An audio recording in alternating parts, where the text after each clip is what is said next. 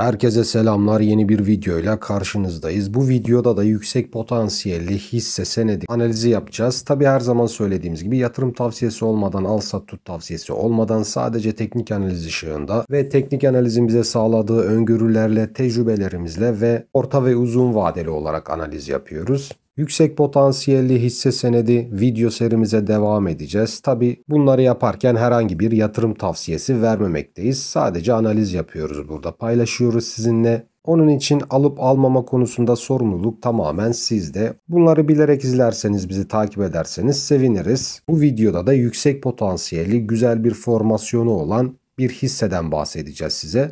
Tabi temel olarak araştırmadık. Temel olarak araştırmak isteyenler olursa zaten videoyu izledikten sonra bir temel olarak araştırırsınız. Eğer ve edindiğiniz bilgilere göre hareket edersiniz. Edindiğiniz bilgileri bizimle de paylaşırsanız seviniriz. Hem araştırırken kendiniz yararlanmış olursunuz hem de bizi takip eden arkadaşlarımızı bilgilendirmiş ve onlar için de faydalı bir şey yapmış olursunuz. Analizime geçmeden önce şunu belirtmek istiyorum. Bu grafikler logaritmik grafiktir. Kesinlikle normal grafik değildir. Yani ne demek? Siz bu grafiği açtığınız zaman, logaritmik olarak seçtiğiniz zaman, bakın şurada sağ alt köşede dikdörtgen içinde yuvarlak bir ikon var. Buraya tıkladığınız zaman burada orta bölümde normal, yüzde, yüze endeksli ve logaritmik diye 4 tane grafik çeşidi var. Biz logaritmik olanı kullanıyoruz. Bu yüzden eğer siz potansiyelleri görmezseniz logaritmik açmamışsınız demek. Logaritmik grafiği açtığınız zaman da aynı şekilde biz ne çizdiysek, potansiyel olarak nereyi verdiysek, hangi hedefleri verdiysek siz de göreceksiniz. Onun için lütfen logaritmik grafiği açmadan grafiğe bakmayın diyelim. Tabii bu hedefler size astronomik görünebilir ama formasyon hedefleri logaritmik grafik ve uzun vadeli grafik bunu gösteriyor. Onun için eleştirileriniz olabilir. Eğer bilmediğiniz, anlamadığınız bir şey varsa lütfen yorum bölümüne yazın, size cevabını vereyim ama anlamadan, dinlemeden yorum yapmayın. Önce videoyu güzelce izleyin, atlamadan izleyin. Daha sonra eleştirinizi yapabilirsiniz. Biz bu grafikleri açıp grafik üzerinden size anlatıyoruz. Örneğin bu hisse senedinde 10x varsa bu 10x yani 10 kat yükselme potansiyelini ben söylemiyorum. Grafik bize söylüyor, teknik analiz bize söylüyor. Grafikte ne varsa ben size onu okuyorum. Teknik analiz ne diyorsa ben size onu söylüyorum. Tabi buna tecrübelerimi de katarak sizinle bu paylaşımları yapıyorum. Onun için lütfen yorum yaparken dikkatli olun. Tabi hoşunuza gitmeyen bir şeyler varsa da yorumlara yazabilirsiniz. Eleştiri olarak yazarsınız. Ben de ona göre cevap veririm. Saygı çerçevesinde tabii ki. Bizde cevabı olmayan soru yok diyelim ve %70-80'iniz abone olmadan videoları izliyorsunuz. Sizden ricam 2-3 saniyenizi ayırın. Abone olmakla bir şey kaybetmezsiniz kesinlikle. Kendiniz için ve tanıdıklarınızla paylaştığınız zaman da bu videoları tanıdıklarınız için de güzel bir şey yapmış olursunuz. Ve siz 2-3 saniyenizi ayırıp abone olurken de ben de analizime başlayayım.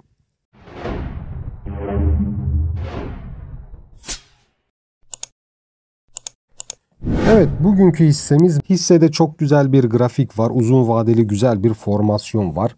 Uzun vade dediğimizde şu gördüğünüz mumlardan her bir tanesi bir ayda oluşmuş anlamında.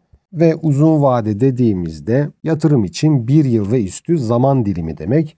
Onun için işte 3-5 ayda, ilk birkaç haftada hatta hisse gitmeyince hemen gelip de işte hocam siz şuraya buraya gidecek demiştiniz ama gitmedi diye saçma sapan yorumlar da yapmayın. 1 yıl sonra bakın bu grafiğe, eğer verdiğimiz hedeflere doğru gitmiyorsa o zaman gelin yorumunuzu yapın, hocam sen böyle demiştin diye yorumlar yapabilirsiniz. Ama tabii ki şartımız yerine gelmiş mi onu da göz önünde bulundurun. Çünkü biz örneğin bir seviye veriyoruz ve diyoruz ki bu seviye üstünde kaldıkça veya altına düşmediği sürece, formasyonda bozulmadığı sürece hedefimiz geçerlidir diyoruz. Ama bozulduğu zaman hedef iptal olur da zaten her analizimizde bu şekilde söylüyoruz. Bu arada kanalımızın katıl butonunu açtık. Bize destek olmak isterseniz veya kanalımızın ayrıcalıklarından yararlanmak istiyorsanız kanalımızın ana sayfasında katıl butonu var. Oradan tıklayıp üye olabilirsiniz ve üye olduktan sonra çeşitli ayrıcalıklardan faydalanacaksınız. İsminizin yanındaki rozetten sizi tanıyacağız ve ona göre ilk sırayı her zaman cevap verme vesaire size vereceğiz veya bir şey sorduğunuz zaman, bir hisse sorduğunuz zaman öncelik sizin olacak ve herkes de sizin bu kanala üye olduğunuzu bilecek. İleride tabii bununla ilgili çok güzel planlarımız var. Siz de kanalımıza üye olduktan sonra güzel kazançlar elde edeceksiniz. Şimdi 2016'da bir dibimiz var. Gördüğünüz gibi 0.25'lerdeymiş 2016'da pardon. Buradan sonra bir yükseliş trendi başlamış ve 30-35 TL seviyelerine kadar gitmiş. Ayrıca şurada gördüğünüz güzel bir Tobo formasyonu dediğimiz uzun vadeli, hani bazı hisselerde sizinle paylaşıyoruz. Örneğin Yeşil Yapı'da böyle buna benzer uzun vadeli bir Tobo formasyonu var. Aynı şekilde burada da var ve gördüğünüz gibi hedefine doğru gidiyor. Hatta sizinle birlikte bakalım. Şöyle.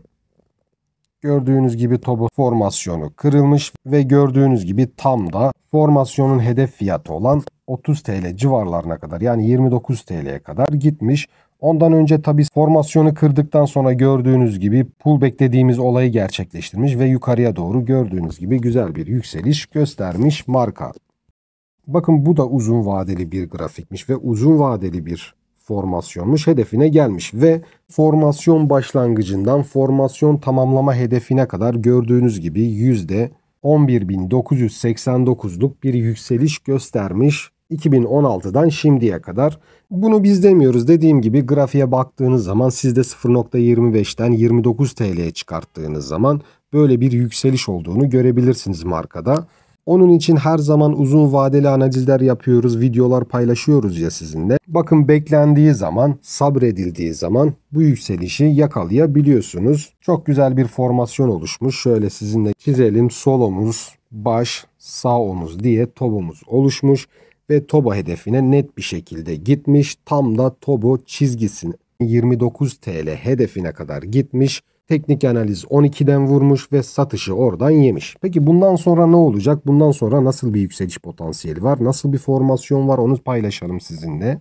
Şimdi öncelikle şuraları bir kaldıralım. Çünkü burayla işimiz bitti. Hedef yerine gelmiş. Formasyon tamamlanmış. Teknik analiz çok güzel çalışmış. Bundan sonra ne olacak? Nasıl bir hareket beklenebilir? Onu sizinle paylaşalım. Bu arada dediğim gibi biz bu analizleri teknik analizde yapıyoruz. Sıfırdan zirveye kadar teknik analiz kursumuz var. Bu kursu satın aldığınız zaman siz de bizim gibi analiz yapıp bu hedefleri, bu potansiyelleri görebilirsiniz. Kursumuzu 1300 TL'den 900 TL'ye indirdik kısa bir süre için. Kursumuzu satın aldığınız zaman sıfırdan zirveye kadar teknik analiz ve yatırım yapmayı öğreneceksiniz. Ayrıca istediğiniz zaman istediğiniz yerde videoları izleyip kendinizi geliştirip pratik yapabilirsiniz. Ömür boyu istediğiniz zaman izleyebilirsiniz videolarımızı. Derslerimizi gördüğünüz gibi 101 öğrencimiz var. 42 puanlama yapılmış. 5 üzerinden 4.2 verilmiş. Videonun açıklama bölümüne koyacağım linkten bulabilirsiniz. Udemy sitesinden teknik analiz eğitim linki diye o linke tıklarsanız karşınıza böyle bir sayfa çıkacak. Yalnız bilgisayar üzerinden alırsanız sevinirim. Bilgisayar üzerinden aldığınız zaman vergi kesintisi çok az oluyor. Telefon üzerinden aldığınız zaman çok yüksek oluyor. Reklamımızı da yaptıktan sonra dilerseniz analizimize devam edelim. Ne dedik? Markada güzel bir formasyon oluşmuştu uzun vadeli ve bu formasyon tamamlanmıştı. 12'den vurmuştu teknik analiz ve hedefi gelmişti. Bundan sonra peki nasıl bir formasyon var? Nasıl bir yükseliş potansiyeli var? Onu paylaşalım sizinle. Bakın burada da aynı şekilde bir Tobo formasyonu var. Bir yükselen Tobo formasyonu var. Biraz önceki yükselen değildi. Standart Tobo formasyonuydu. Burada yükselen bir Tobo formasyonu var. Her zaman ne diyoruz? Yükselen Tobo formasyonları 2'ye, 3'e, 4'e katlanabiliyor. Tabii ki biz 3, 4'ü boş ver. Sadece 2 katını baz alacağız ve 2 katını baz aldığımız zaman ne kadarlık bir yükseliş potansiyeli var onu sizinle paylaşacağız. Burada ne dedik? Bir Tobo formasyonumuz var. Bu bir aylık grafik. Aylık grafiği ve logaritmik grafiği açtığınız zaman aynı şekilde siz de bu grafiği görebilirsiniz. Bakın burada bizim seviyemiz var. Şu şekilde ters omuz baş omuz formasyonu, yani Tobo formasyonunun boyun çizgisi diyoruz biz buna. Bilmeyenler için söylemiş olalım. Ve şurada da solda aşağıda gördüğünüz şu yapıya da sol omuz diyoruz. Yani bir insan düşünürsek bir insanın işte sol omuzu burası. Şurası da baş bölgesi, şurası da sağ bölgesi diye düşünebilirsiniz. Sonra ne var? Sonra da şöyle şurada bir, hatta bunu trend olarak çizersek daha iyi. Şöyle trendimizi alalım. Şu şekilde. Gördüğünüz gibi pembe ile yükselen bir trendimiz var. Hatta şu mavi çizgileri kaldıralım. Zaten orayı gördünüz. Şu şekilde trendimizi de çizmiş olalım. Şöyle şurayı hatta kilitleyelim. Hatta klonlayalım şöyle. Kilidini de açalım şu şekilde. Bir trend kırıldığı zaman diğer trende doğru hareket eder. Birazdan bunu niçin böyle çizdiğimi size anlatacağım. Şöyle hatta boyun çizgimizi tekrar çizelim. Şu şekilde beyazla görünsün. Hepsini tek tek açıklayacağız. Şimdi biraz kısa vadeli açalım grafiği. Şöyle. Çünkü burada bir yapı var. O yapıyı da size anlatmak istiyorum. Şurada bizim bir üçgenimiz var. Beyazla gördüğünüz. Onu da çizelim hemen. Şu şekilde. Hatta şurayı güzel bir flama formasyonu olarak da görebiliriz. Bakın burada 2 gündür markada bir tavan hareketi var. Yükseliş oldu ve bu üçgen gördüğünüz gibi yukarıya doğru kırılmış durumda. Şu şekilde hedefi ortalama boyun çizgisinin hedefi şöyle çizmiş olalım. Gördüğünüz gibi bir hareket başlamış. Şurası bizim destek noktamız yani 10.65 TL. Eğer 10.65 TL kırılmazsa bu hissenin şu anda kısa vade için tabii ki kısa ve orta vade için hedefi şuralar yani 33 TL civarları olacaktır. Ki bu formasyon hedefi orayı gösteriyor. Hatta flama formasyonumuz var. Onun da hedefi tabii uzun vadeli olarak buna bakıyoruz şu an. 81 TL civarları görünüyor. Evet, grafiğimizi güzelce çizdik. Şimdi bakalım yükseliş potansiyelimiz neresi, hedefimiz neresi? Burada dediğim gibi yükselen bir tobo formasyonu var. Bu tobo formasyonu boyun çizgisi olan 37-18 TL seviyesine kadar şu andan itibaren yükseliş başladı. Oraya kadar gitme ihtimali var. Tabi borsada biraz düzeltme var ama buna rağmen marka hissesi şu an güçlülüğünü koruyor ve yukarıya doğru hedefine doğru 37 TL hedefine doğru gidiyor. Peki yükseliş potansiyeli ne kadar uzun vadelik ona bakalım. Gördüğünüz gibi şöyle çizdiğimiz yükseliş trendlerini ikiye katladığımız zaman hedef aynı yer. Şimdi burada çok güzel bir şey var. Nedir? Burada tobo formasyonu ve yükselen trend çizdik ya bir tane pembeyle. İkisinin hedefini de verdiğimiz zaman aynı seviyelere geliyor uzun vadeli olarak. Yükselen trendi 2 defa kopyaladık. Tobo formasyonunu da aynı şekilde 2 defa kopyaladık. Hedeflerin nedense aynı yere denk geldi. Bu da ne demek oluyor? Buraya kadar uzun vadede gitme ihtimali var demek. Onun için şartımız nedir? 10 TL üstünde kaldığı sürece hedefi 37 TL'dir.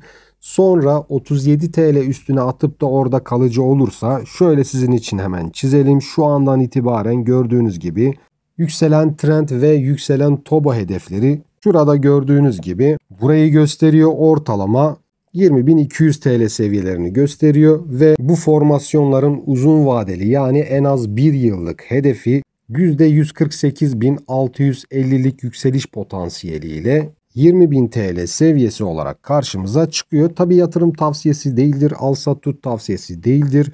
Uzun vadeli bir grafik bu, logaritmik bir grafik bu. 10 TL üstünde kaldığı sürece hedef 37, 37'nin üstünde kalıp tutunduğu sürece hedefi 700. Tabi uzun vadeli diyoruz. Daha sonra da 20.000 TL hedefimiz var. Tabi bu hedefler size astronomik görünebilir ama formasyon hedefleri bunu gösteriyor. Logaritmik grafik ve uzun vadeli grafik bunu gösteriyor. Onun için eleştirileriniz olabilir. Eğer bilmediğiniz, anlamadığınız bir şey varsa lütfen yorum bölümüne yazın, size cevabını vereyim ama anlamadan, dinlemeden yorum yapmayın. Önce videoyu güzelce izleyin, atlamadan izleyin. Daha sonra eleştirinizi yapabilirsiniz. Bu tür yüksek potansiyelli hisseleriniz varsa veya elinizde herhangi bir hisse varsa analizini yapmamız için bu videonun yorum bölümüne yazın. Bu şirket hakkındaki düşüncelerinizi de lütfen aynı şekilde yazın. Bilginiz varsa bu tür videoların devamı için kanalımıza abone olmayı unutmayın. Sonraki videolarda görüşmek üzere.